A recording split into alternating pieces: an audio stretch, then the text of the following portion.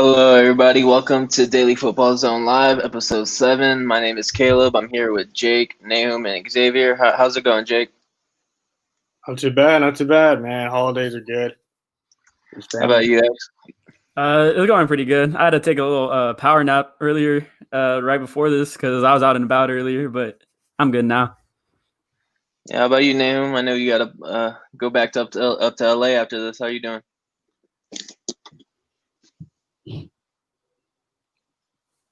Yeah, I don't know if he's able to hear me. I was, I'm doing good this year. My bad, I was muted. No, I'm doing good, man. Trying on New Year's this year, hopefully. So, see what happens. It's good. That's good. You guys have a great Christmas. Yeah, as good as it can be. Can't see all my family, and whatnot, but yeah, that's all that matters. Yep. Yeah. That's good. Yeah. I got to see the family. My girlfriend, she bought me a new mic so I can start rocking the mic on the lives, But Mac's stupid, and I gotta buy a little extension cable thing for my Mac to plug in the USB. 'Cause, Apple's stupid like that. So I'm not using it tonight, but hopefully by maybe tomorrow or next week I'll have it going. But thank you for everyone that's tuning in, that's gonna watch live or tune in on the replay. This is Daily Football Zone Live.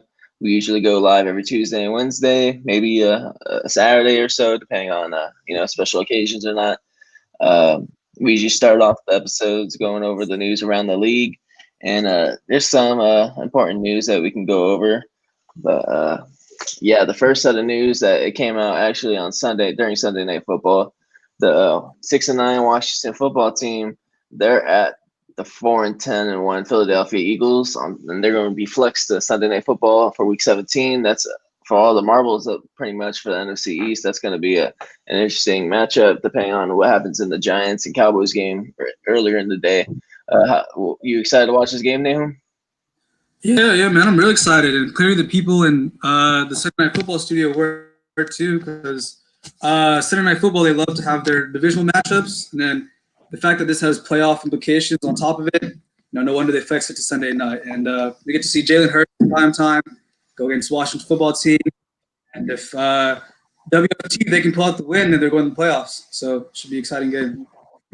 Yeah, it'd be interesting if Alex Smith's able to play or not. He didn't play. It's the past 2 games now. Yeah, because Dwayne Haskins played the past 2 games, and we can go over Dwayne Haskins in a second. But yeah, it'll be interesting if it'll be Taylor Heineke or Alex Smith this Sunday night against the Philadelphia Eagles that aren't really playing for nothing but to spoil the Washington football team's postseason hopes. But more on the Washington football team. News broke yesterday morning that Washington football team waived former first-round pick quarterback Dwayne Haskins on Monday, and he was the 15th overall pick in 2019. So it was it wasn't surprising whatsoever, but it's kind of crazy. It's only been a year, and they already moved on from him. And Jake, what are your thoughts on that move? If I gotta be honest, I'm not quite surprised. And I think not only is it a good move for the Washington football team, I think it's a good move for Dwayne as well. I think a part of the reason maybe because all the chaos from last year, and I think maybe this off season that the whole team that went through, including Dwayne himself, it may just pretty much all caught up to him. And to be quite frankly, he's not really mature enough to be a franchise quarterback yet. And I'm pretty sure he'll get another chance elsewhere as a backup at the very least, and I'm sure he'll be on a team to start the 2021 season at the very latest. But the departure between him and Washington, I think it was needed for both sides. Yeah, this is after the whole incident and then playing 2 sloppy games. They benched him earlier in the year for Kyle Allen, and then Kyle Allen went down. Then Alex Smith was able to return and did his thing, and then they had to go back to Dwayne Haskins. The rumor was that they probably would have moved on from Dwayne Haskins after the incident he had over the weekend before if Alex Smith was healthy. But since the fact that he was inactive for this coming game, they had no choice but to keep Dwayne Haskins on the roster. That was a rumor that was speculating around the league. But we have one more thing for a Washington football team. Today, via Instagram, Thomas Davis announced that he's going to retire after the season. He played 13 years with the Carolina Panthers, 1 season with the Chargers, and then he signed with the Washington football team this season. He hasn't really been active much for the season. He only had 6 tackles on the year so far. So he announced on Instagram this will be his last regular season game. Hopefully, he's wanting to go to the playoffs as well. So if they can win that game, you can see him in the postseason. But yeah, it's sad to see. He had a long journey recovering from 320 ACLs and the same knee from like 2009 to 2011. So it's good to see him, play 15 years and still be productive. But we can get into more news around the league. The Los Angeles Rams quarterback Jared Goff suffered a broken thumb in their Week 16 loss to Seattle. So quarterback John Wolford, he's going to start Sunday versus Arizona, and that'll be a key game for both teams. You being a Los Angeles native right now, Nahum, you excited to see what will go down in this game?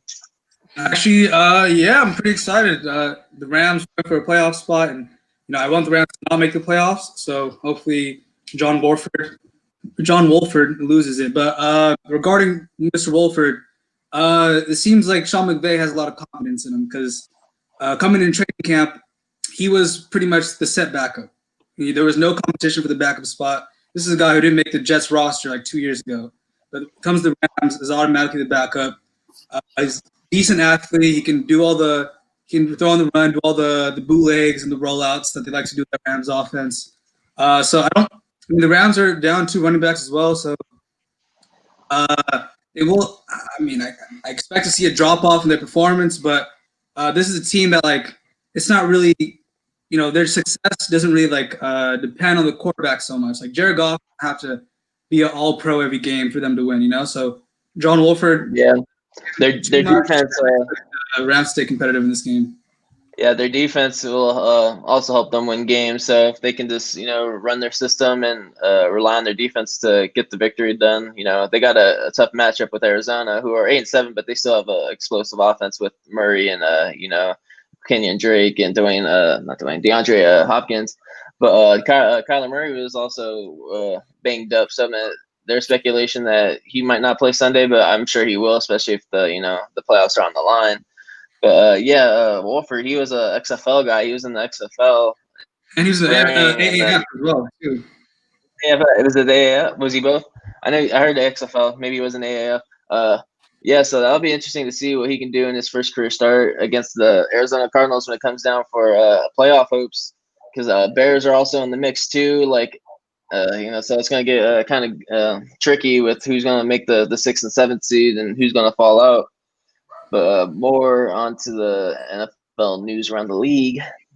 The Pittsburgh Steelers quarterback Mason Rudolph is expected to start Sunday versus Cleveland, and I know Jake, that's your team, and it comes down to, they already got a playoff spot and all that. They're not going to get the first seed, but what's intriguing about this matchup is that Mason Rudolph will be going up against Myles Garrett on the other side, which everyone knew what happened last year.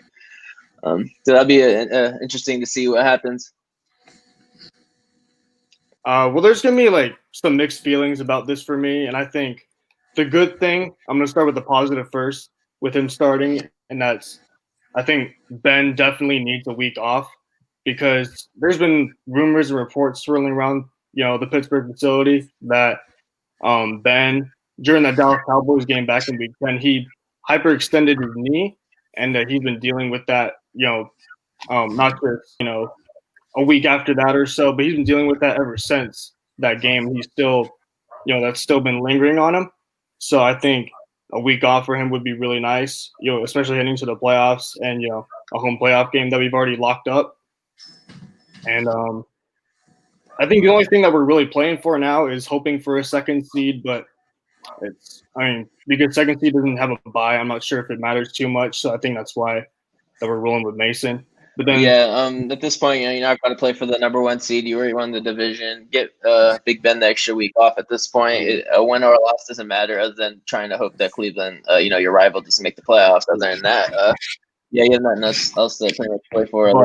I think the negative thing about it, just one more thing though. The negative thing about it is our offense, it got into a roll on Sunday in that second half against Indianapolis, and yes, that's the case, but our offense has not been on a long enough roll to take a week off. I think we could really use the momentum one more week before the playoffs. So I don't know. I'm kind of tilting on the decision, but I think if I had to choose one, I think Ben, and I think Roethlisberger is the only player that we've rested officially so far, and we'll probably see reports later in the week of who else is going to be fitting with him.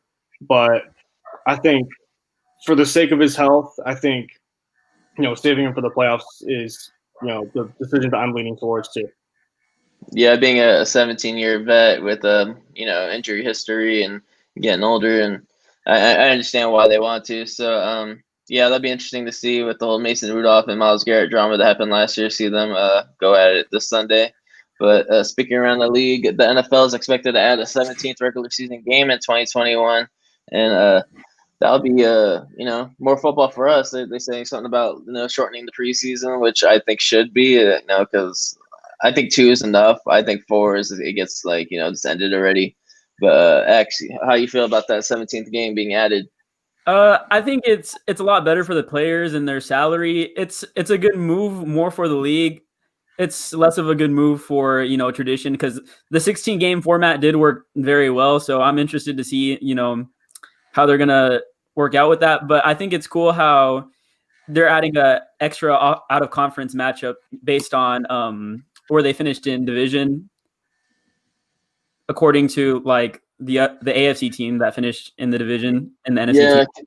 Because that's what they usually right now. They do that for two teams. Yeah, each division plays the same. Same teams except for 2 different ones, and that goes based off the same ranking from the year before for whatever division it's matched up against. So to add a third, that'll be interesting as well. I think with the 17th game, I think they talked about adding a second bye week. So there's going to be 2 bye weeks, and then shorten the and short the preseason to 2 games. Which more football. They'll bring in more revenue, more people get to watch, and it'll be exciting. Obviously, people are concerned the injuries might go up because of that, because they're adding an extra game, which it might not. It really just depends on the season and players if they're healthy or not. You can't really say it's going to go up or not. It's adding another game because there's always an injury every game, but not always a severe injury. So it'll be interesting to see what happens. If they commit to that. As of right now, it looks like it's going to happen. So everyone's been wanting that to happen. They added the 7th seed this year for the playoffs, so now they're adding an extra game for next year. But that's pretty much the news around the league. We can get into the Week 16 recap. We had some blowouts, some close games. We can start off with the Christmas game. That was on Friday. We had the 6-9 Minnesota Vikings at the now 11-4 New Orleans Saints, and the Saints won 52-33 in a kind of lopsided game. Nahum, were you able to catch that game on Friday, or were you too busy with your? I was able to watch most of it. Kamara had the game of his life. Simply of his life. He had 6 touchdowns, 155 yards on the ground. He killed it, man. He just killed. He carried the team. Best offensive performance of the season by far. Great game for that offense. So the defense made enough stops. The Vikings offense was really it was for most of the game, it was moving at its own pace. It was still scoring the ball, doing what it can to keep up, but near the end it kind of faltered. Cool note: Justin Jefferson. He's an offensive rookie of the year candidate. Had 6 catches, 85 yards. Also got a signed jersey from Breeze. Where Breeze put, "You're the next generation of great ones." So. Justin Jefferson looks like he's got the blessings from the veterans. Freaking Kamara, man. I don't even want to get started. I played him in 2 of my fantasy championships. I lost by 0.14, man. I lost by 0.14. I just need Josh Allen to have 1 more completion, and I would have won my matchup with my opponent having Alvin Kamara's 50+ points on his team, But he had 155 yards, 6 touchdowns. That tied the NFL record for 6 touchdowns in a game. That was first done by a fullback, Ernie Nevers, in 1929. So it's been almost 100 years since that happened. So Kamara was able to do it on Christmas Day, rocking them Christmas cleats that he'll probably get fined for because that's against the dress code. But that also eliminated the Vikings from playoff contention. And it was mainly Kamara Day. Like Breeze, he threw for over 300 yards, but he didn't have a touchdown pass, and he threw two interceptions, almost three interceptions that was dropped. But he's looking sluggish. You know, he's coming back from the ribs and the lung issue that he had. But it looks like age is getting up there with him. He's still able to compete, but he's not the same Breeze that dominating the league and all that. But let's see what this team has gone from seems like over the course of this season, we've seen the team that's always been like a passing, air it out team, air it out with Breeze, to defense run game. Defense with Kamara, Hill, and Latavius Murray. Yeah, I thought it was like going to be a high scoring game between both, which was a high scoring game. But like you saw Kamara and then Dalvin Cook both score on the first drive. You think, okay, it's going to be one of those games where like the defense can't stop the other team. But there was 52-33, but just the Minnesota wasn't able to keep up with Alvin Kamara, who could have had 7 touchdowns, but they decided to give Taysom Hill a rushing touchdown at like the 1 yard line, which at that point I'd rather see Kamara break the record than give Taysom Hill that touchdown. You should just give it to Kamara. But that was pretty much the ass whooping the Saints gave on Christmas. New Orleans Saint fans were happy and had a good Christmas. Not really for me. It was the fact that they put 50 points on me in 2 of my championship leagues. But that was Friday. Now we can get into the triple header on Saturday. The first game was the 10-5 Tampa Bay Buccaneers at the 5-10 Detroit Lions, which was a 47-7 game. Jake, were you able to catch that on Saturday? I was, and I turned it off at halftime. I didn't want to watch the rest of it. I don't blame you. I think.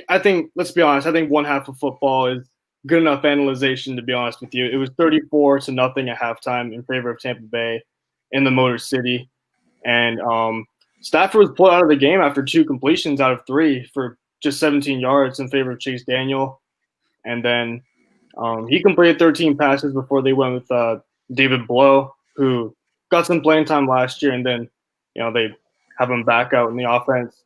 I think it was somewhere in the second half. That's what I saw in the highlights, and then he managed to throw an interception or 2. I think it was an interception. I'm surprised it wasn't more though. And then Brady, he virtually played none of the second half, or if anything, he only played 1 drive. 4 touchdowns, over 350 passing yards, and then Mike Evans, man, he has not been talked about much this year because of how many weapons Bucks have, and because of that, there's so many mouths to feed. It's hard to get him 100-yard games every week, but he is such an underrated receiver, and he deserves to be in every bit of that offense, and he deserves to get the ball as much as he can because he's so good. And, Mike Evans. Yeah, he had. We can go ahead. There you go. I'm done. Sorry about that. Mike Evans, he had 10 receptions for 181 yards and 2 touchdowns. And Bruce Arians came out saying that they wanted to target him heavily because he's close to eclipsing 1,000 yards for the 7th straight season, which, for what I believe, he'll be the first player to ever start their first 7 years with over 1,000 yards in each of those seasons. So they're heavily targeting him. I think he's a little bit short, but I'm sure he's going to play on Sunday and eclipse that. But yeah, Brady, he had 4 passing touchdowns. He's 5-0 all time versus Detroit, and then Buccaneers, they clinched their first playoff berth for the first time since 2007. So you'll see. It's been a long time since you've seen Tampa Bay play in January. We'll be able to see that in 2 weeks when we'll see who they match up against. But it'll be interesting to see what Tom Brady does in Tampa Bay. He's still making the postseason while New England's eliminated. So. And also Devin White, he continues to be great. As he had a sack and he had double-digit tackles. He had 10 to be exact. And in his sophomore season, he just continues to be stellar, to say the least. And he's gonna be one of the top 5, even top 3 middle linebackers in maybe a year or 2. Yeah, he'd be able to pair him with Levante David, who's been pretty much an underrated linebacker. He's pretty good at the linebacker position too, and then add Devin White to that. It just helps their defense even more. Devin White's he's been really stout for that linebacking court, and be able to replace Quan Alexander, who eventually moved on and went to San Francisco, and now he's in New Orleans, and he suffered he got hurt on Friday, and now he's out for the year. But Devin White, he's been a baller for sure. But we can go on to the second game from from Saturday, the 6-9 San Francisco 49ers, they defeated the 8-7 Arizona Cardinals 20-12, and that was on Amazon Prime, and that had a lot of bad reviews on that. Were you able to catch that game on Amazon Prime, Nahum, or you're like me and didn't watch it? No, I did the third option. I legally streamed it. See, I have Amazon Prime and I still didn't watch it. I heard like the camera quality was horrible and like it was just receiving complaints and how bad it was. Yeah, I actually ended up watching it on Amazon Prime. I did too. Yeah, me too. I don't think it was as bad as people were saying, but it could have been better. It may have just been some like other people's TV reception. I'm not sure. Yeah. Yeah, people's internet. Yeah, Someone who did have a problem though. As I say, someone who did have a problem was Jeff Wilson though. He balled out. Boy, 204 scrimmage yards. Yeah, he showed up. And CJ Beathard, who I always thought since 2 years ago, I've always thought this guy's way better than Mullins. I don't know. I don't know why he wasn't the backup the whole season. I don't know why he was the third stringer, but CJ, I mean, this like it isn't too hard to play QB in this Kyle Shanahan offense, and he did just enough to win. He just got to support the running game, and Jeff Wilson balled out. The defense showed up, and they knocked the Cardinals out of a playoff spot. Yeah, Cardinals with that loss, they fell to the 8th seed, and they're needing the Chicago Bears to lose, or they're needing to beat the Rams on Sunday to be able to make that playoff spot. And yeah, they're on the outside looking in, heading into Week 17, so it'll be a crucial matchup this coming Sunday against the Rams. We can get into the Saturday night game. That was the 10-5 Miami Dolphins. They traveled to the 7-8 Las Vegas Raiders and won by 1 point, 26-25. Xavier, man, what's up with them Raiders, man? I know that's your team. Darian's not here with us tonight, so I talk.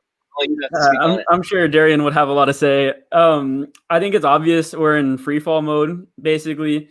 The defense started off a lot better this game, but a lot of that could be chalked up to more Tua struggling because as soon as Fitzpatrick came in, they started getting rolling, and the Raiders defense just couldn't keep up. What people like to talk most about this game was John Gruden's call to he opted to take a knee on third down in the red zone with only 5 yards to go, I believe.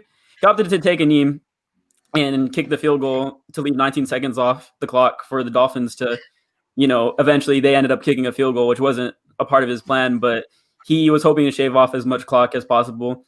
And, the move was highly scrutinized. I'm not going to say it's a good move, but I'm not going to sit here and say it's a bad move. Earlier in the season, we played a Sunday night game against the Kansas City Chiefs, and we actually ended up scoring too fast, which Mahomes was able to drive down the field. And I think this move was more of a reactionary move to try to avoid the same mistake again, but it just didn't end up working out. And personally, I feel like no matter what we would have done, the Raiders defense wasn't going to stop Fitzpatrick from scoring on that last drive, whether it be a field goal or a touchdown. If we had time on the clock, it would have been a touchdown. Or a face mask. The face mask call too.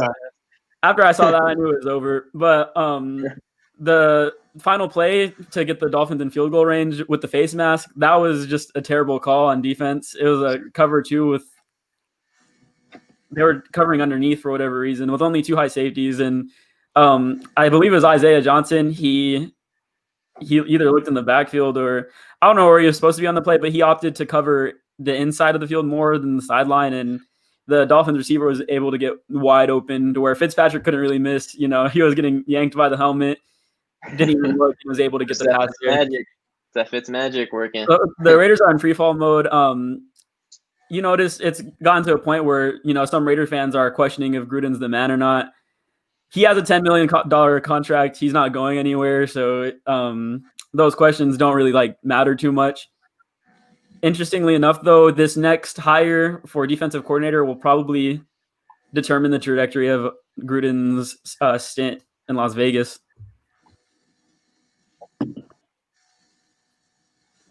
Yeah, the Raiders they've missed the postseason in 17 of their last 18 seasons, so it's been a struggle for Raider fans. 2016 was the only year since what was it, 2002 when they went to the Super Bowl. Other than that, they missed every year, and Yeah, they lost the last 5 out of 6 matchups after starting the season 6-3. It was looking like this will be the year they got together and we'll be able to make it to the postseason. Obviously not a division winner, but it looked like they could make it to the wild card. And now they got eliminated from playoff contention with that loss, and then let Miami move up to the 5th seed in the playoffs.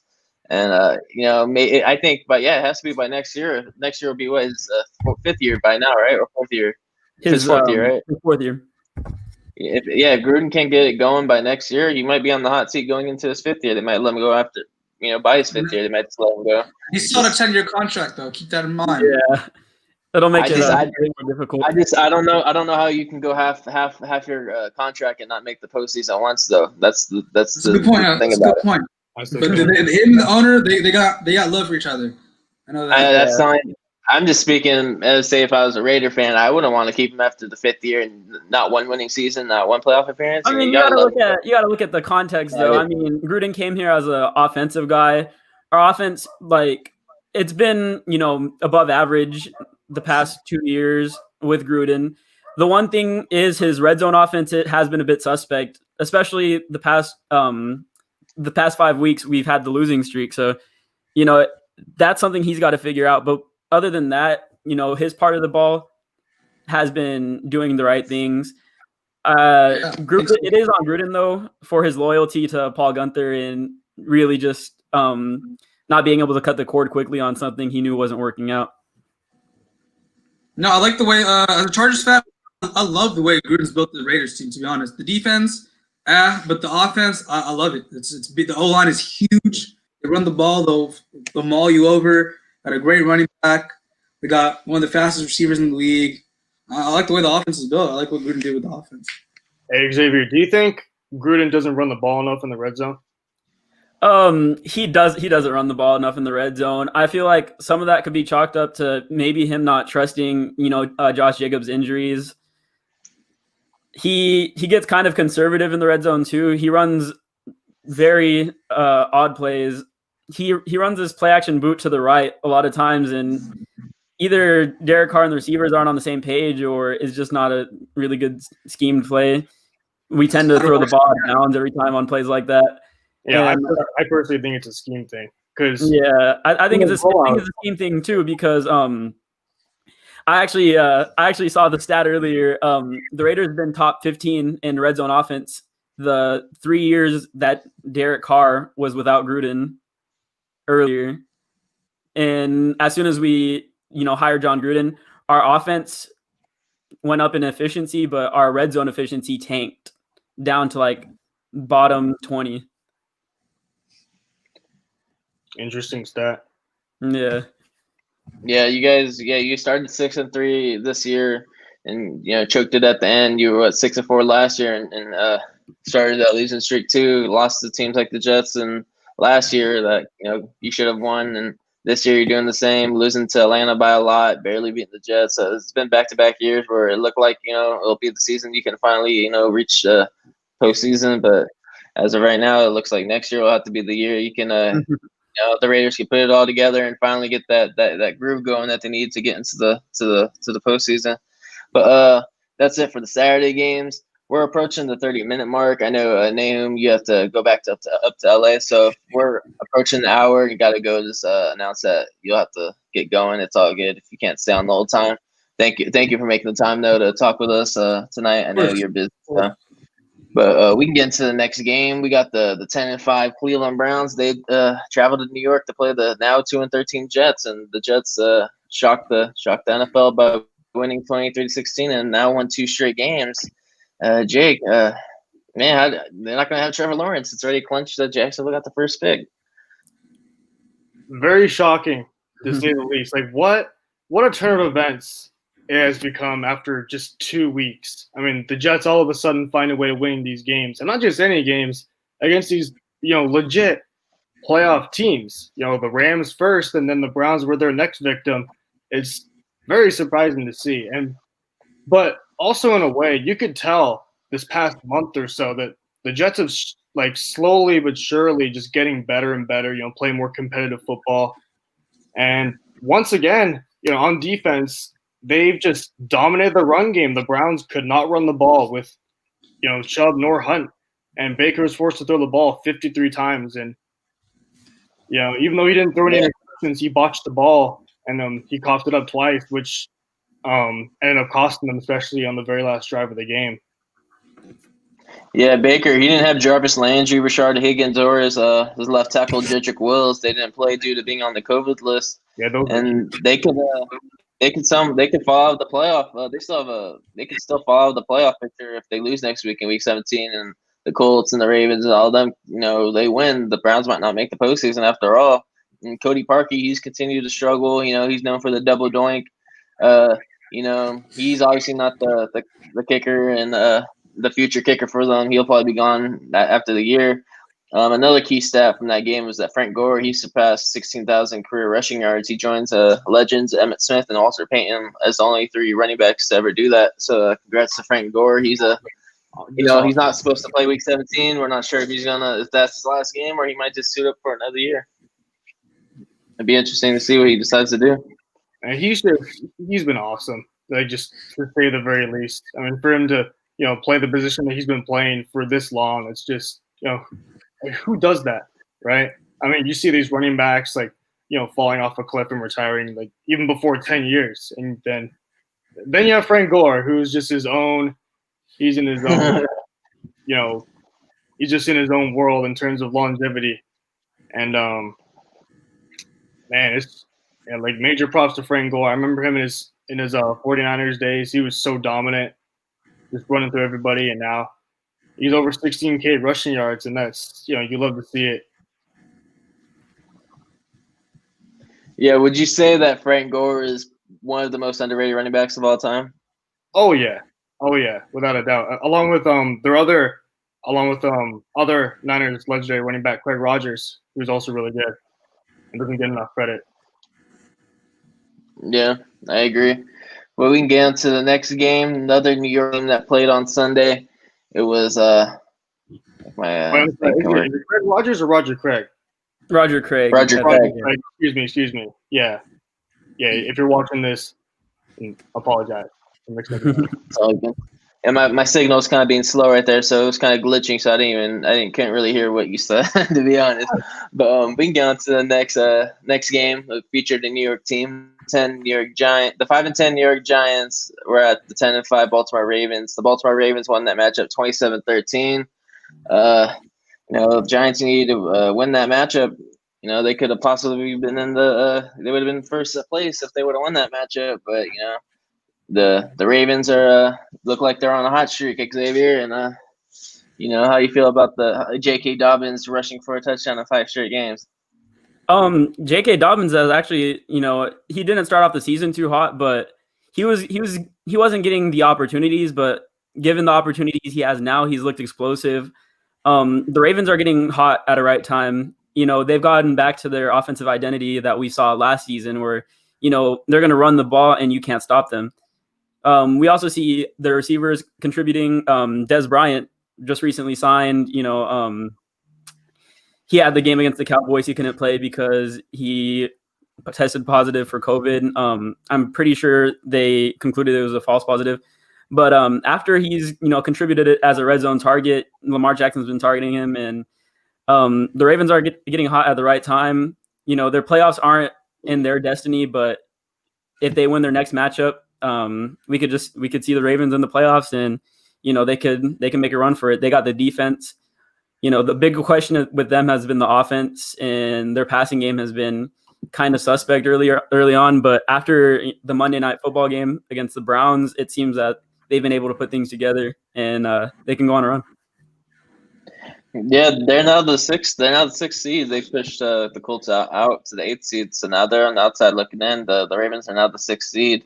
Des Bryant, speaking of Des Bryant, yeah, he has a touchdown in 2 straight games. It's good to see him back in the league throwing up the X. And for the Giants, who needed that win, they now lost 3 straight, and they still have a chance to win the NFC East. But they would have been on top of. It might be different if they would have won. If they could have won one of these last 3 games, they would be on top right now. They would have the tiebreaker over Washington.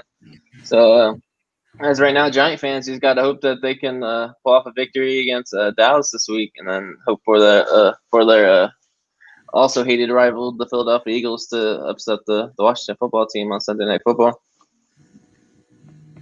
But we can get into the next matchup from Sunday. We have the 4-10-1 Cincinnati Bengals at the 4-11 Houston Texans. The Bengals won 37-31, and how you say it, Samish Perine? He had a Samaj Piran. day. Yeah, Samish.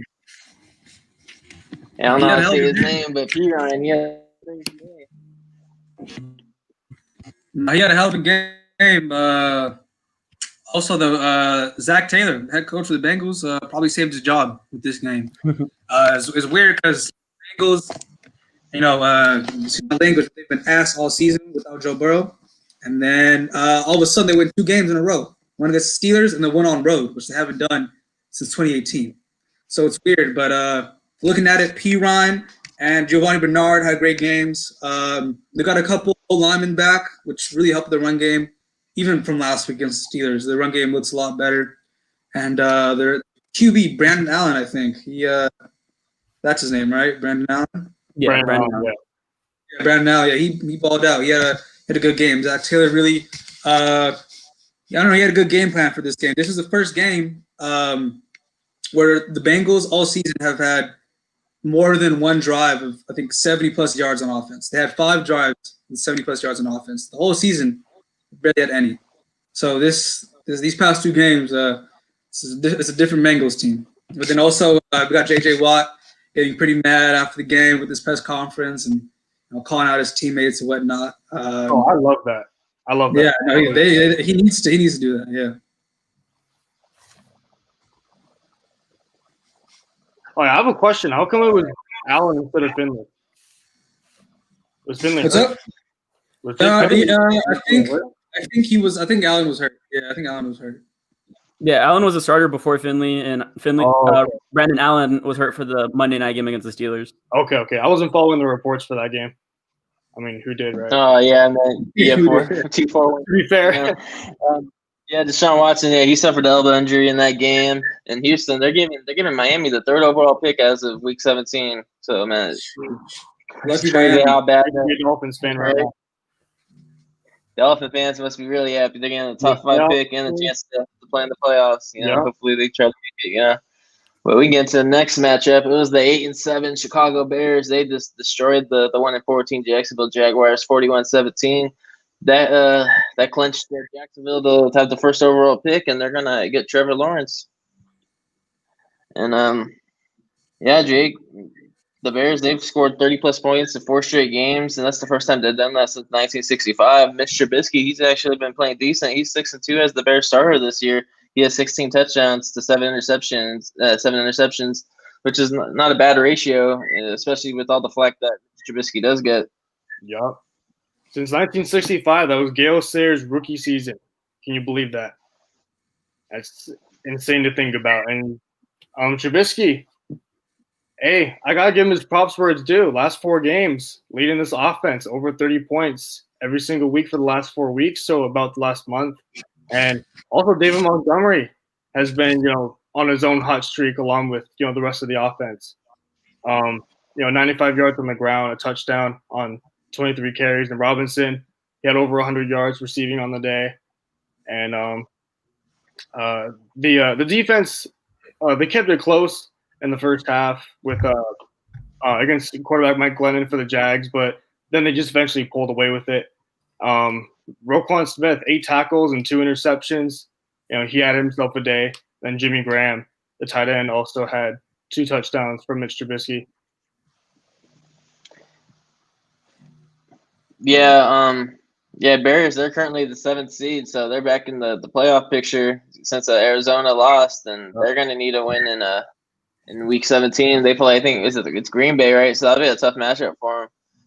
But they need a win, and they're trying to make the postseason after losing all those games in the middle of the season when Nick Foles was the starter. Nick Foles was like 2-5 as the starter. Now Mitch Trubisky's back, and he's on a roll and got this team in the playoffs as of now.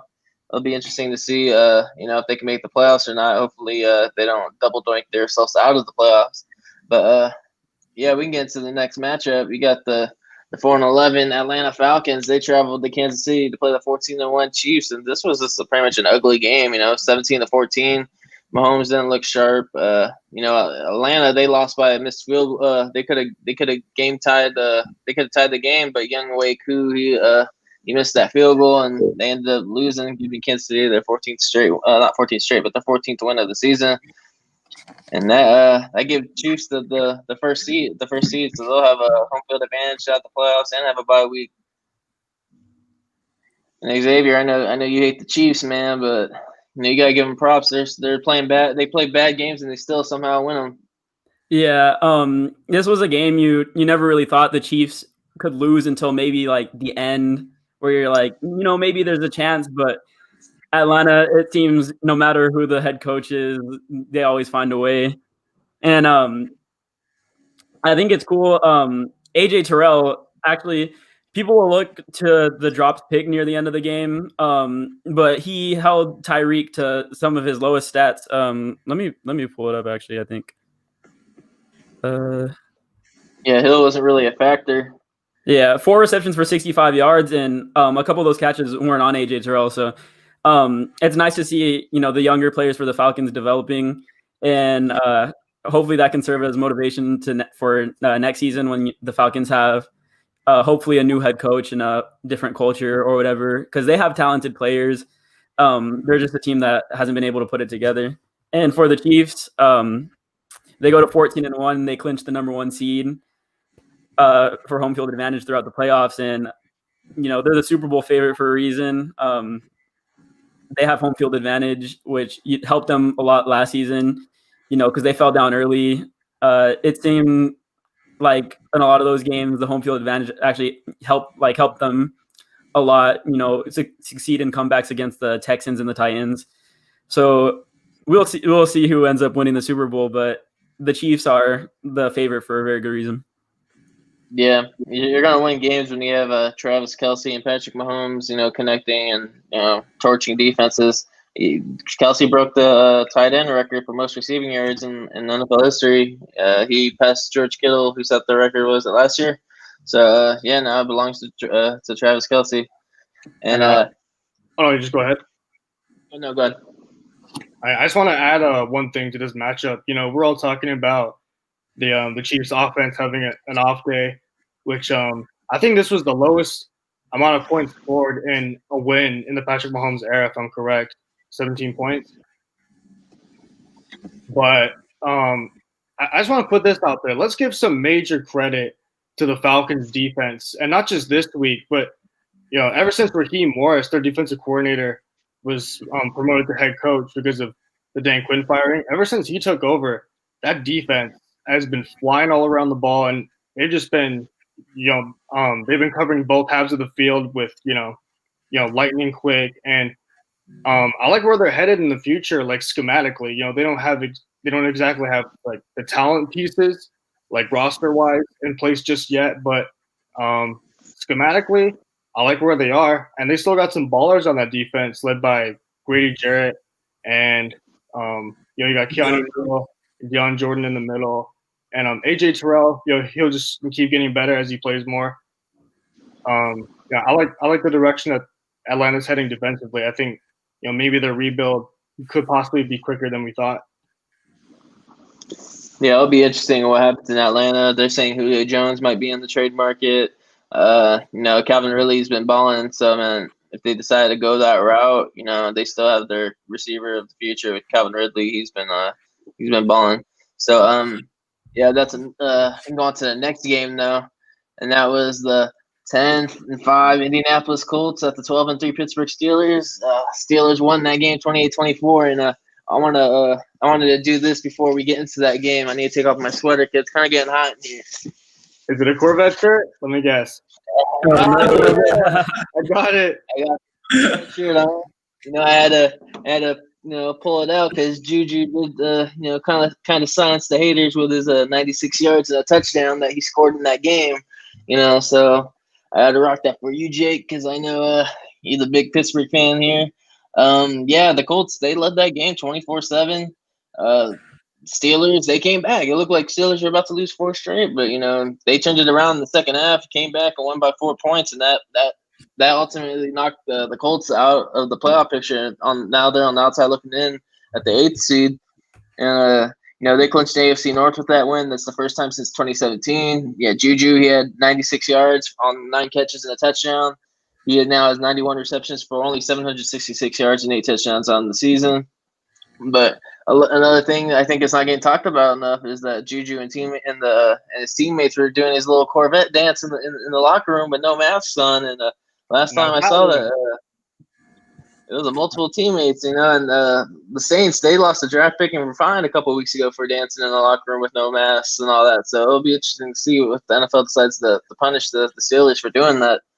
But shout out to them though. They won the game with only 20 rushing yards on the day, but they're still able to come back against a very good Colts team that has a really stout defense, and they've been decent on the other side of the ball too. Their run game has been good in recent weeks, and they're still able to shut them down and pull off the victory.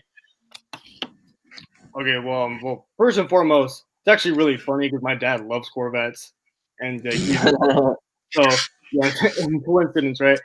But I was watching that first half and the majority of the third quarter because our turnaround didn't start until there was like 1 minute left or just over that in the third quarter, and I just could not bear to watch any more of what was going on with us. We were, it was that whole half and most of the third quarter. It was not Steeler football. We were getting bullied on the offensive line and defensive line. We couldn't run the ball as usual, but you had guys like Nyheim Hines and Jonathan Taylor. They had their fair share of big carries and just running through us with ease.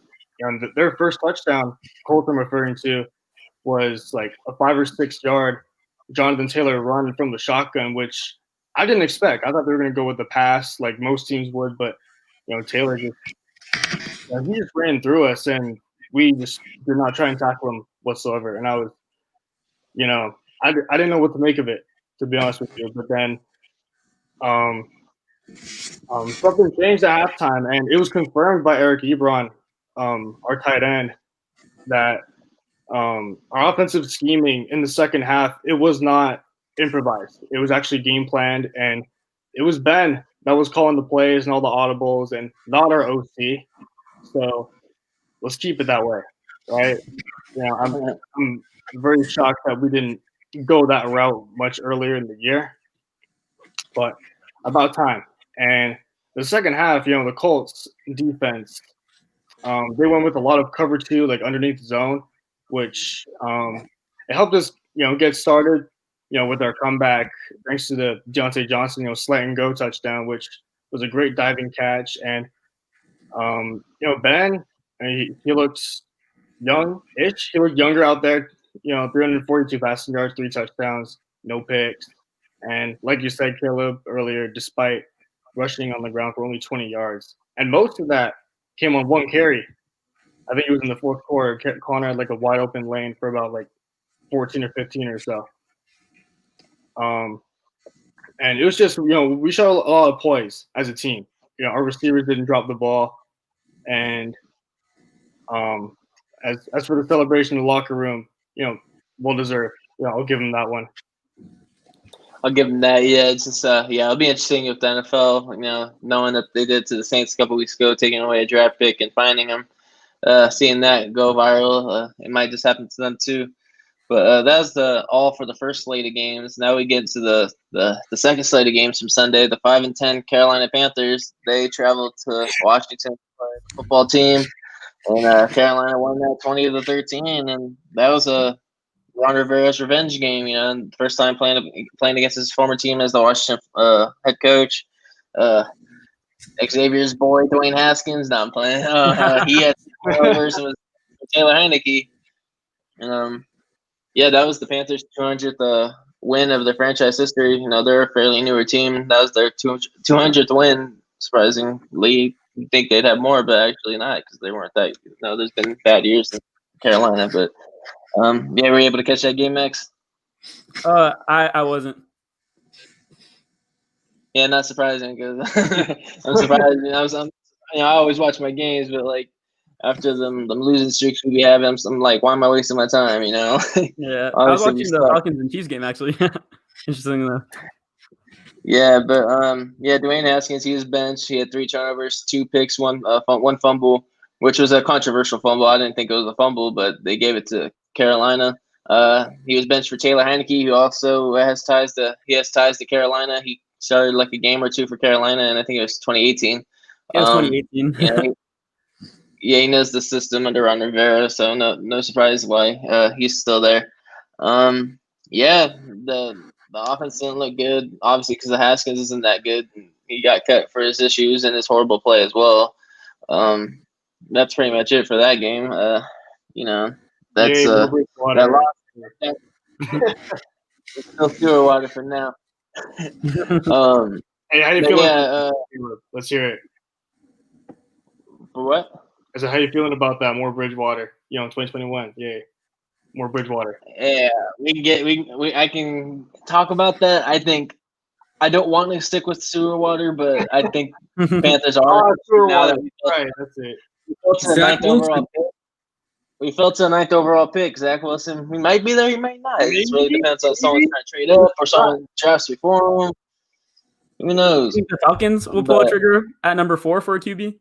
I think so. Maybe. Or someone's going to trade up. So maybe New England might trade up.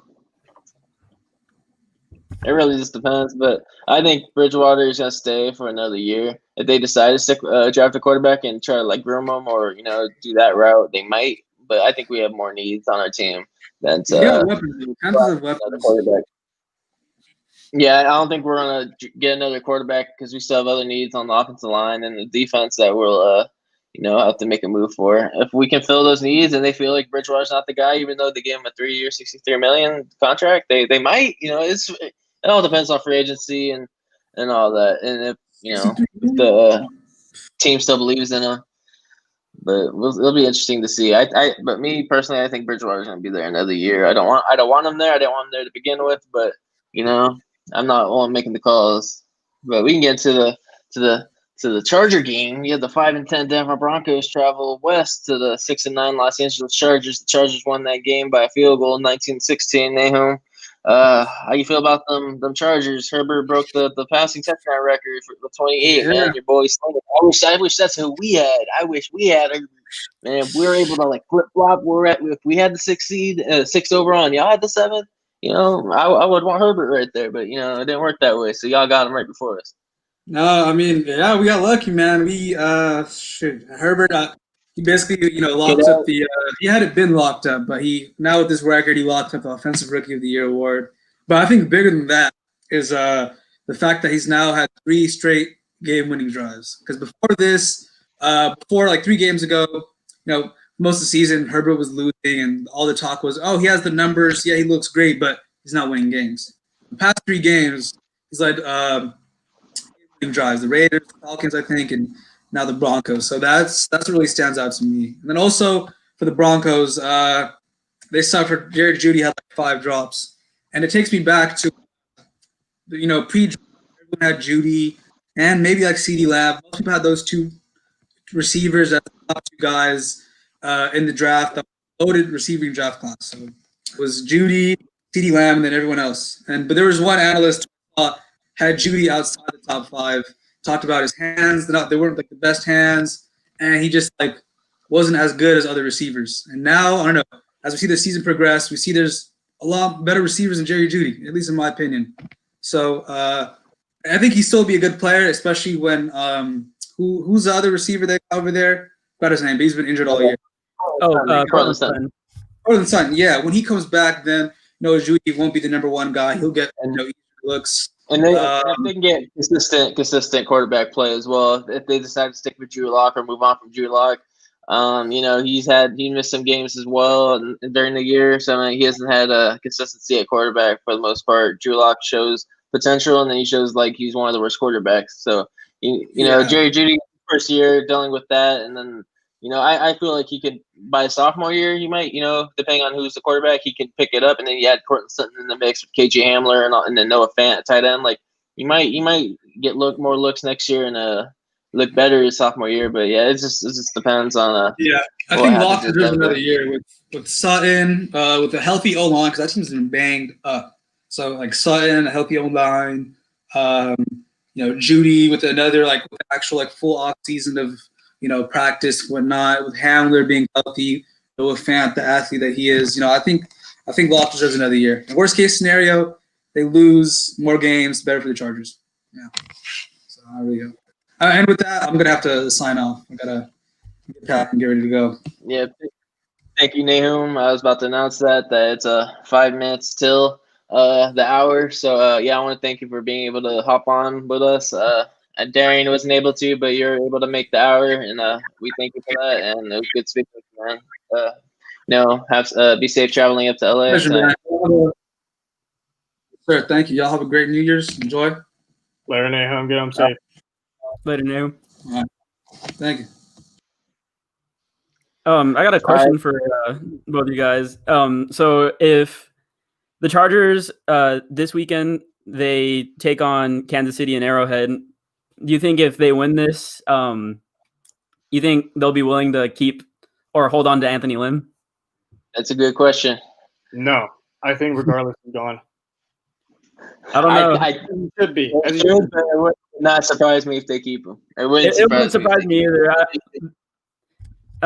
They've been hot on a hot streak recently, and I feel like the main argument for that is just to keep Herbert's development going and keep him in the same offense and the same scheme. That would be the main argument. Obviously, he had a lot of blown opportunities this year, but I do feel like the Chargers are the type of organization that would hesitate to let go of Anthony Lynn for maybe another year. I mean, sure, they've been on a win streak, but I think we're using the word hot streak a little loosely. I mean, it's been some close games with Atlanta. Yeah. The offense has been fine though. Yeah. No thanks to Herbert. Yeah, it'll be interesting to see what they do. P2W Fantasy commented, "Way to grind, fellas." Thank you, man. Thank you for tuning in. We it's all startup. We're gonna eventually get bigger and better as the days go by. Keep going and keep sharing it to your peoples. Share it to your family, your friends, your people on social media. To be able to speak football with you guys. I know right now I don't have the greatest of internets, so sometimes things get a little staticky and all that, or I tend to lag. That'll get eventually worked on. This was all supposed to be originally was planned for the off season, but we got to go into to the end of the regular season because keep pushing things back, it's never gonna go. So if you just start it up and get it going, you'll get it going. But I didn't want to keep making excuses like, "Oh, I'll do it here and then," because I had this idea for years now to do it, and I'm finally doing it now. So it's just thank you guys for being able to tune in. Be able to tune in. I want to thank you guys for being able to join whenever you guys get the chance. I know I had to do last Wednesday show myself because everyone has plans, and there might be times where y'all might have to host and I might be doing something. So things will change within the weeks, and we got big things coming. And I'll announce that later at the end of the show. We got some bigger things coming, and I'm down for the journey, down for the ride with you guys. I salute you. But we can get to the next game, though. We had the 9-6 Los Angeles Rams. They traveled northwest to 11 Seattle Seahawks. The Seahawks won that game 20-9, and that clinched the NFC West for the Seattle Seahawks. Surprisingly, that's the first time in 4 years that they actually won the NFC West. How do you feel about that, Jake? And well, to start this off, I wasn't expecting this kind of low performance from LA. I was actually really expecting somewhat of a rebound performance after losing to the Jets the week prior, and mostly due to Sean McVay having the Seahawks number ever since he was assigned the Rams head coaching position. I was predicting a Rams victory. I was predicting that the Rams would just run over the Seahawks defense with Darrell Henderson, despite Cam Akers being out. Because we've seen Henderson have his solid games early in the year when it was mostly his backfield and his role when he was the main running back earlier in the season. And then of course the big storyline is that Goff, he broke his finger, and I don't know if you guys saw, but he popped it back in himself. I saw it. But he will miss week 17. But he did play the rest of the game through it. But it doesn't really excuse his, poor performance, especially that one interception he had. He threw to, across his body to Quandre Diggs in the red zone. That was not a good decision on his part. And the part that shocked me was their lack of run game, because that's what the Rams are known for. And they, only gave Henderson 12 carries. Malcolm Brown had 7. That was less than 20 carries combined between the two guys. And that either tells me that, Akers really is the guy and they really missed him, or they just strayed away from the run game. And to follow this up, Goff threw 43 times for no touchdowns and that one pick that I just mentioned. It's just, you got to wonder, should they have ran the ball more? And I think absolutely. I think Henderson is absolutely worthy enough, to get more than 12 carries, that's for sure. And the Seahawks defense, though, let's talk about that for a second. They've really, ramped up their defensive performances the last couple of weeks, along with Atlanta.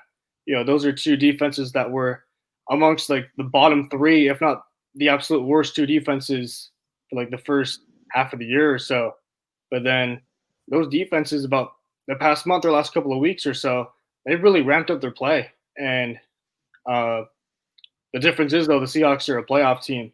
So heading to the playoffs, it's going to be really key that their defense keeps up this momentum heading to, the elimination games.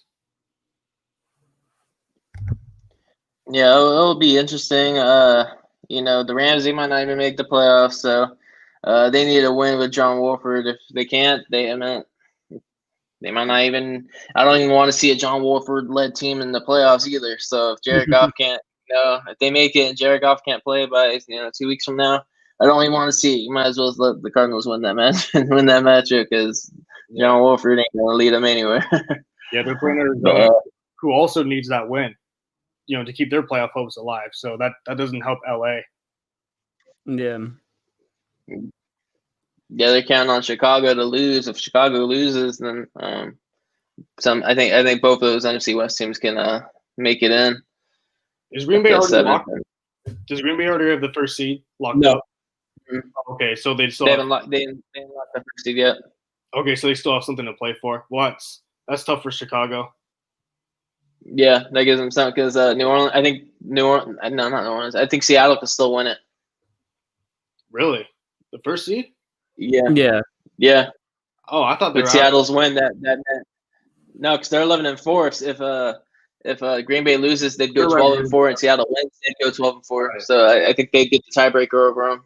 But New Orleans, I think, can't, because if Green Bay lost, and then Seattle lost, and then New Orleans won, I think Green Bay still has the tiebreaker over. They still have the tiebreaker over New Orleans for that. Right. I think it was Sunday night win from like week 4. Yeah, it was a Sunday night game from early in the season, the third week. Yeah, it was like week 4, week 3, something like that. So yeah, it'll be interesting to see what happens.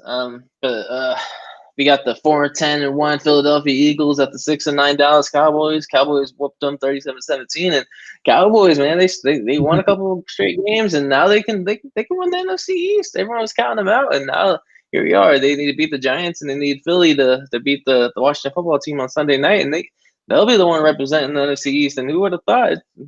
It's crazy how they turned it around the past couple of weeks.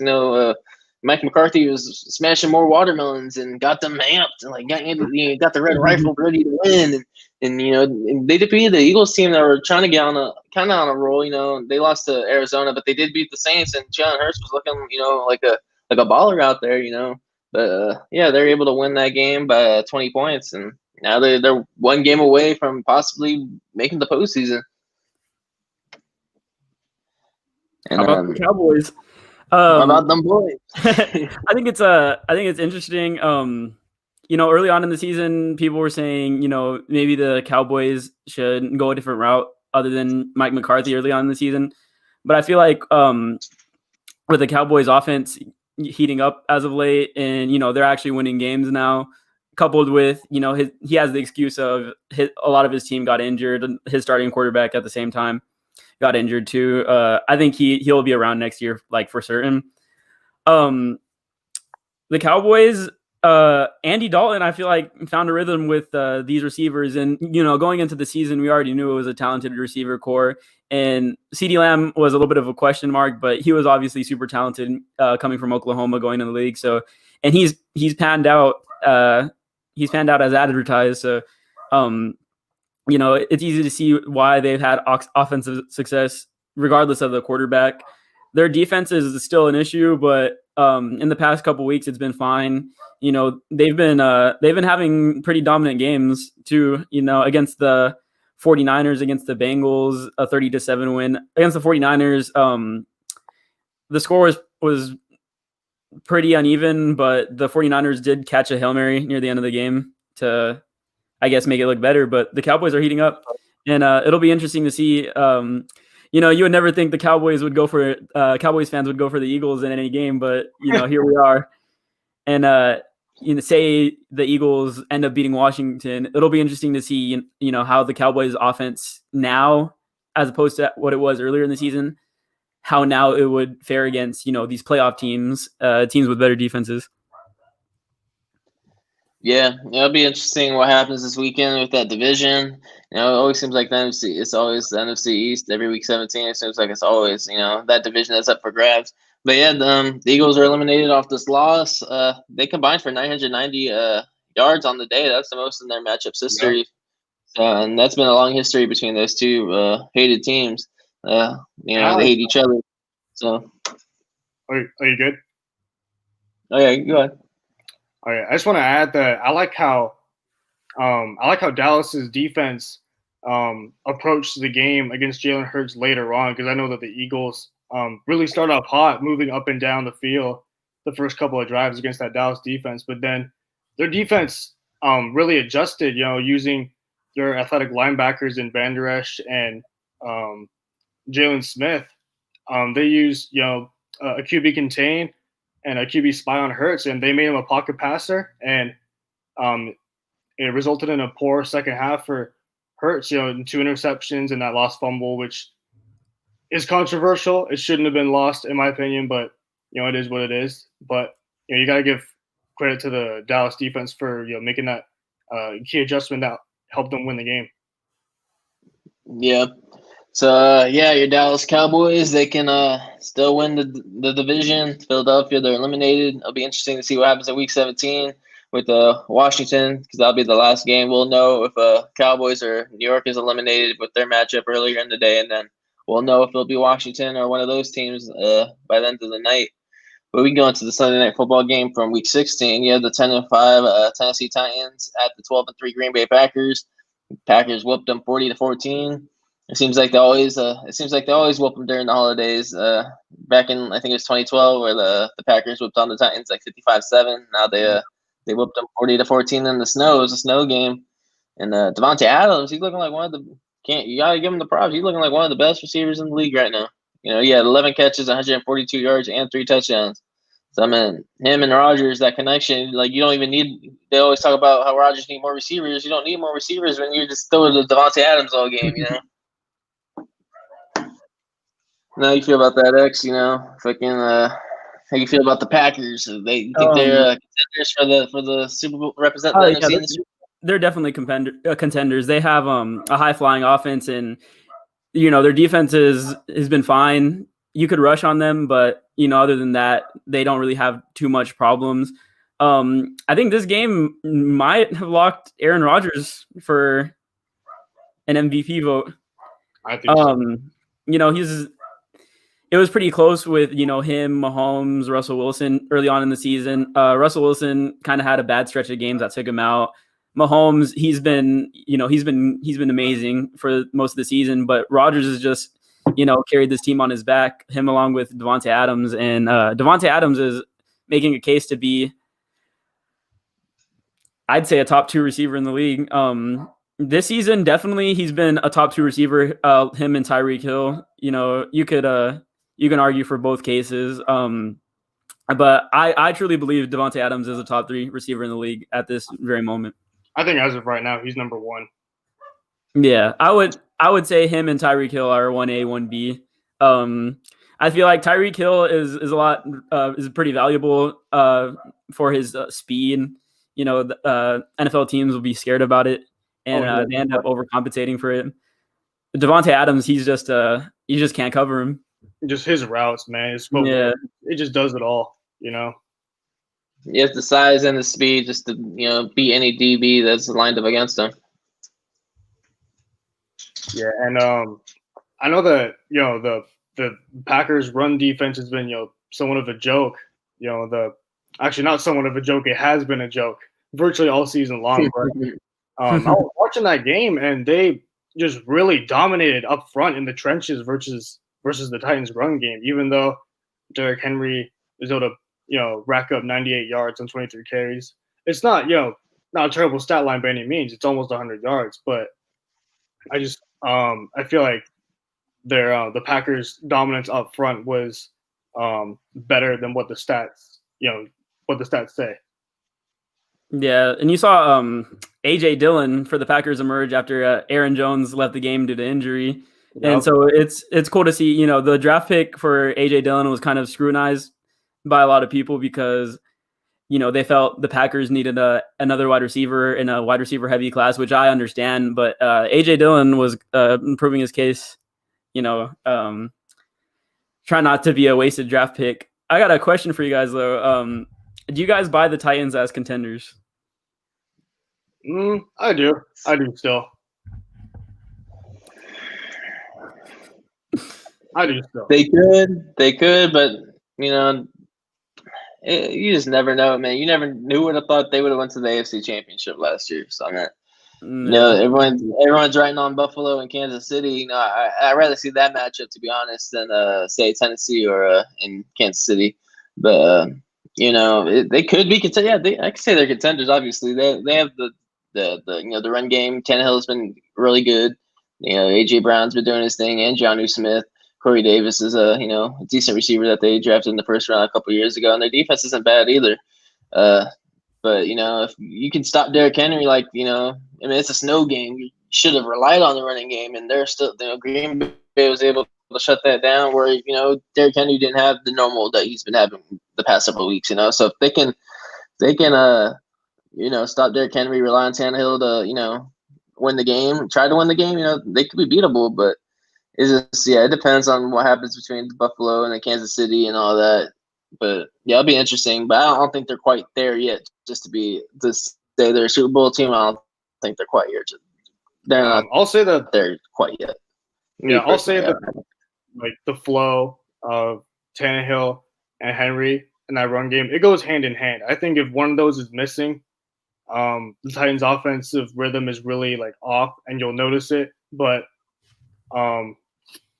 when they're doing, when they're both doing their thing together, throwing the ball and running the ball effectively enough, they're, a real they're deadly, and they're a threat to any team in the AFC playoffs, and they can definitely challenge the Chiefs and the Bills and Pittsburgh and whatnot.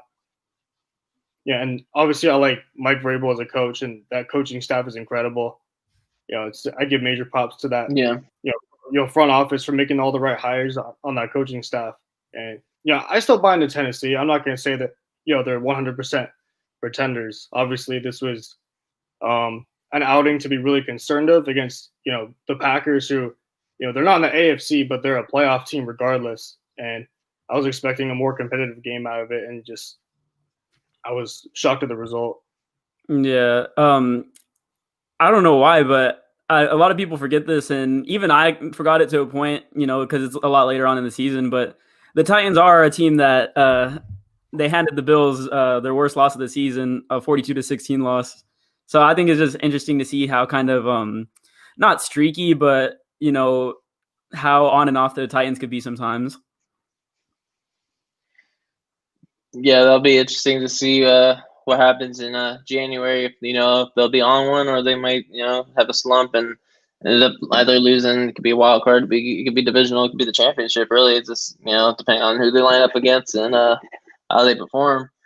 Yeah, that was it for Sunday Night Football. We can get into the Monday night matchup. If you didn't catch that, it was the 12-3 Buffalo Bills. They defeated the 6-9 New England Patriots 38-9.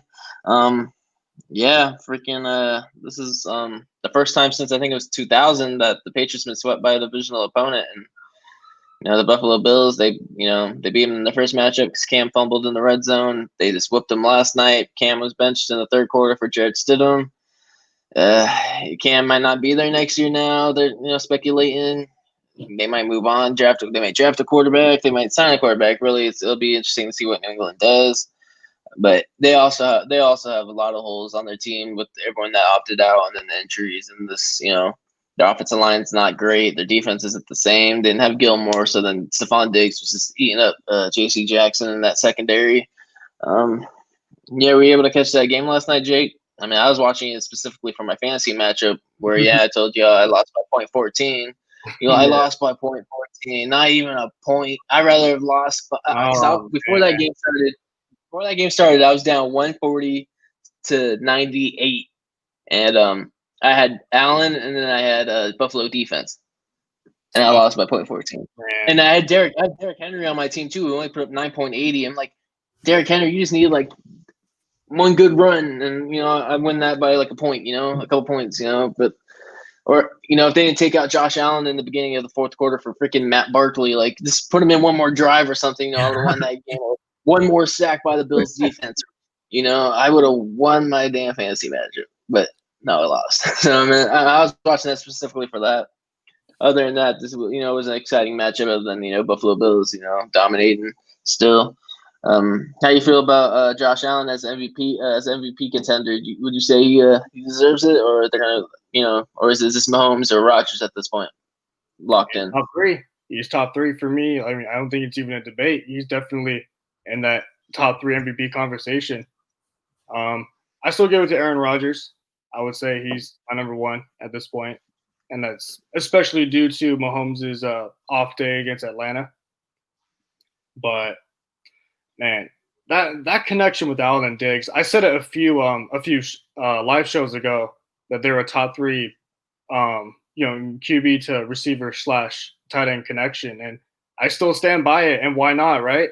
I mean, 3 touchdowns for Diggs, over 140 yards receiving, and I had a feeling from the very beginning that this connection was going to be something special because Diggs has that speed. He's able to get open deep, and that's not something that a lot of receivers can do. Diggs with that, special speed and footwork, that combination allows him to get some separation deep down the field. And you combine that with Josh Allen's improved accuracy, who, is now 60.8% in terms of his completion percentage, which is number 6.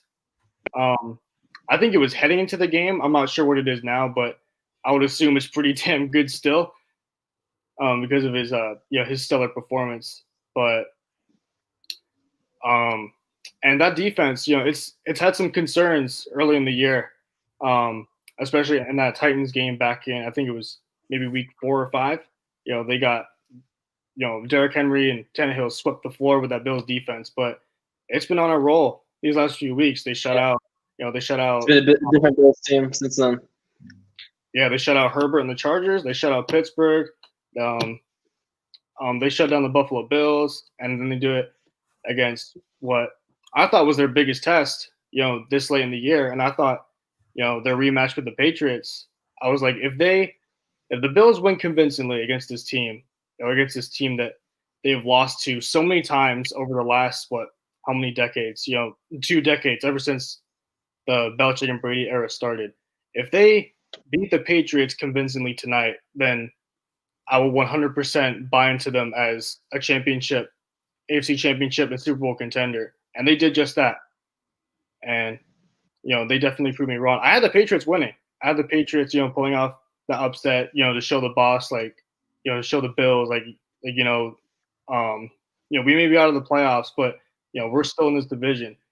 But we still own you. Yeah, and we still own you, basically. But the Bills said, nope, this is our year. This is our future. Our time is now. We're tired of losing to you guys. And on Monday Night Football, too, it was a primetime game. This wasn't some, a 10 o'clock, early slate game on, a Sunday morning. It was on Monday Night Football. Everyone's watching. And they came through. The whole team came through. Even the special teams, they had a fake punt, which was executed well or executed badly on the Patriots' part. I mean, no one failed to cover that gunner who was open. But I love what I'm seeing from the Bills, man. The AFC stack, AFC playoffs is going to be very interesting. Yeah, the Bills they look good. Cam, he was benched in the third quarter. He did rush for a touchdown. That's his 12th touchdown on the season. That's the most in the league. That's tied for second most in the season behind Cam Newton's 14 rushing touchdowns his rookie year in 2011. That was also his 70th career rushing touchdown for Cam. So he also had a easy touchdown that was dropped by Jameer Byrd off that little trick play, and it just goes to show how the New England Patriots season's been. That highlight alone of just dropping the easy touchdown pass that should have went for 7, they ended up kicking 3. So that kind of that could have gained the momentum for them, starting off the game off like that. But they didn't get that. Jameer Byrd, obviously, who's Jameer Byrd? I'm pretty sure it's not a household name. So it just goes to show how bad this Patriots team really is, and they still won 6 games with this team. And everyone just wants to look at the fact that it's the Patriots, but not realize and actually watch the Patriots to see how bad this team really is, and how it's all levels of the game, and not just the quarterback play, not just because Tom Brady's not there. It's the whole team in general. I still think Tom Brady. They still be the same with Tom Brady, with a 43-year-old quarterback with the weapons they have and how bad the O-line and defense has been. Like I still think maybe they win a couple more games, but they're not going to obviously not be the same dominant team, But it'll be that's a different scenario. Obviously, it's he's in Tampa Bay now, so it'll be interesting to see what New England does in the off season. Now they're not going to be playing in January like they have been the past 12 years. So yeah, it'll be interesting. But yeah, that's pretty much all the games from Week 16. We got a good discussion. We kind of talked about it already. If you have any comments you want to interact with us, you want to talk this discussion with us, you go ahead. You want to share it to your friends, let your friends know. If you're watching on Twitter, watching on YouTube, watching on Facebook, tag your friends, send it to your friends. The more viewers, the better. If not, it'll just be us talking about it, which is fine. You want to watch on the replay, always watch on the replay. But discussion today was who will win the NFC East, and that's a good question. And for me, I still think it's gonna be Washington. I think Alex Smith's gonna play, and I think they'll get it done. That's who I want to win. Also, that's who I'd rather see Washington of all of the 3 teams that are remaining in the hunt for the title. But if Alex Smith can play, I think they could win that game against Philly. But of course, they have nothing really to play for but to ruin Washington's hopes for the postseason. So it'll be an interesting matchup on Sunday Night Football. But it could be a close one. But if the Washington defense can get pressure on Jalen Hurts and cause Jalen Hurts to make some mistakes, they can fall for the victory. What would you say, Jake? Who do you got winning the NFC East? I'm going to be in the minority here, and I'm going to say the Giants. I like the Giants. I don't know who X has yet, but I didn't think you were going to say the Giants. I thought maybe you'd say Dallas, but you got the Giants. Okay, why you think the Giants? I think the Eagles finish on a good note. I think they close out the season with their 5th win under Jalen Hurts. I think he plays a solid game despite Washington's defense, being really stout. And when it comes to the Giants and Cowboys, I look at their matchup back in, I think it was Week 5, and this was Dak Prescott when he was healthy. He was playing the majority of the game before he left. The Giants were playing a really solid game. And this was, even before they won their first game. Like it was like a whole month before they won their first game of the season, I think. If I'm correct. Yeah, they may have, won a game like shortly after that. I remember them being 1-7, but yeah. After that, Dallas. They went on a little. Yeah, you're right.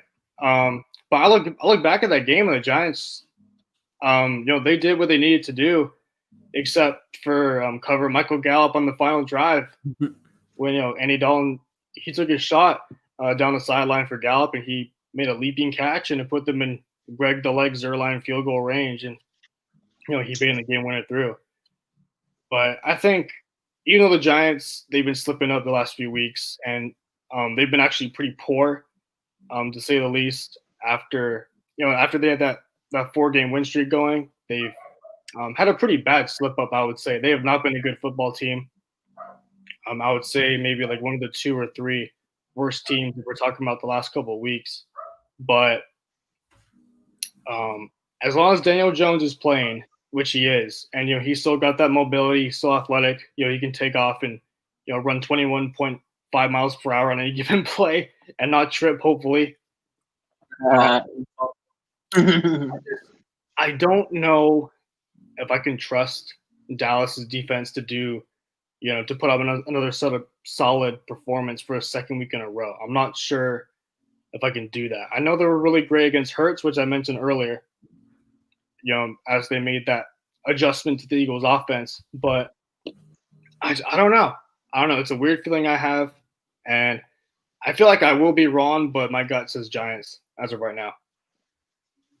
Yeah, it'll be interesting. At this point, a lot of people, it looked like it was going to be the Giants, and then they lost 3 straight, and then now the Giant hype is kind of like slowing down, and now they don't really even seem like they're still in it, but they are. But we'll see. But X, who do you got? The Giants. You got Washington. You got Dallas. Are you going to be Dallas or what? Like, I got Washington. Jake got Giants, and who do you got? Is it going to be Dallas or Washington or New York? So it's a pretty close race with all 3 teams for me. I'm gonna say I'm confident if Alex Smith is healthy that Washington will win the division, because for them it's just winner you're in. They got all the motivation in the world right now. They just got to execute. The interesting part would be the Dallas versus the Giants game. They're 2 teams that the Giants have looked better like throughout the entire course of the season, but Dallas recently has been the better football team. So I think they're just 2 deep teams on different trajectories. So I wouldn't be surprised to see Dallas take the division. Actually, I just think the Dallas is playing better football right now compared to the Giants, and the Giants have looked more impressive, especially their defense. Throughout the course of the entire season. But if I'm talking recently, the Giants have been in a little bit of a slump offensively. Their defense hasn't played terrible. They haven't played bad. I just think the offense not playing good is a little bit too much for them to overcome right now. And I think the Cowboys could not easily outscore, but they can outscore the Giants in a close game to win. For me, the decision's really all contingent on Alex Smith's health. I feel like with a healthy Alex Smith, Washington is a legitimately good football team. Had they had Alex Smith playing at the level he had been playing, before he got hurt, they could easily be a winning team right now. I'd say like 9-7-ish. But yeah, I think Washington, compared to all the NFC East teams, are just the better football team right now, and they're playing a lot harder.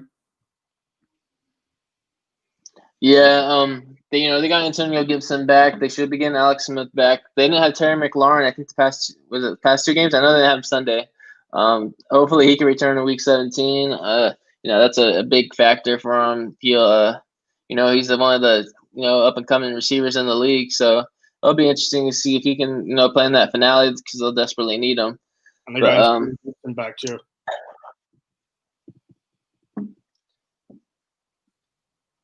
All right, yeah. So, if anyone has any comments, has anything they want to share, feel free. If not, that's pretty much, Daily Football Zone Live, episode 7. We're approaching the 90-minute mark. So I'm hoping, if you have anything you want to, let us know anything, feel free to do so. If not, I hope you guys have a great Tuesday night. I plan to be back on live tomorrow night for episode 8 to go over Week 17 and discuss more news and topics.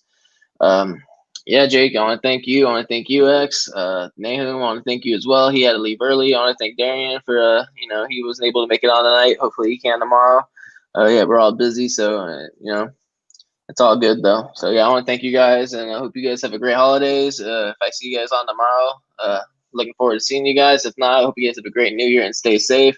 I want to thank everybody that watched and everyone that's going to watch the replay. Hope you guys have a great holiday season and stay safe for the New Year's as well. Thank you for having us. Thank you for hosting. Oh, yeah, no problem, man. Yeah, I enjoy doing this every week, and I want to keep it going throughout the playoffs, keep it going throughout the off season. Obviously, the off season there's busy times and there isn't busy times, so there might be times where we're not on. There might be times where we're on more than we are. So yeah, it just depends. Yeah, hopefully throughout the off season we could build it up more, get more viewers, get more more audience, and improve because we always improve. We're just starting it up now. So yeah, I'm looking for like I said, I'm looking forward to the journey and the ride with you guys. Much looking forward to it. Can't wait to continue this. Oh, I forgot to say. Now that I thought it just came to mind. So for people that know me, yeah, my name is Caleb. If you're tuning in right now, I'm here with my boy Jake and Xavier. I started for the website. You can always check out the website dailyfootballzone.com. I made a new section strictly for Carolina Panthers since I'm a Carolina Panther fan. Jake plans on doing the same thing with the Steelers, but the Carolina Panther page is up and going now. You can follow them at the BB Outline. It stands for the Black and Blue Outline. You can find the Black and Blue Outline on the website as well. And that's just me strictly just talking Carolina Panthers. Be able to share my content, put out the news as well because I'm a Carolina Panther fan, so I'm always up to date with that. Jake is in the works for the Steelers, and Xavier. I don't know if you and Darian are willing to work on something. That could be in the works as well. So and eventually, if we ever got big enough where we'd cover every single team and have multiple writers for every team and blah blah blah, that can be discussed. Maybe 5 years down the road we can get to that level. Or even a year down from the road. It just really depends. But yeah, you can follow on Twitter at the BB Outline, and you can follow Instagram as well at the BB Outline. Yeah, the Black and Blue Outline. And yeah, I want to say that before we go.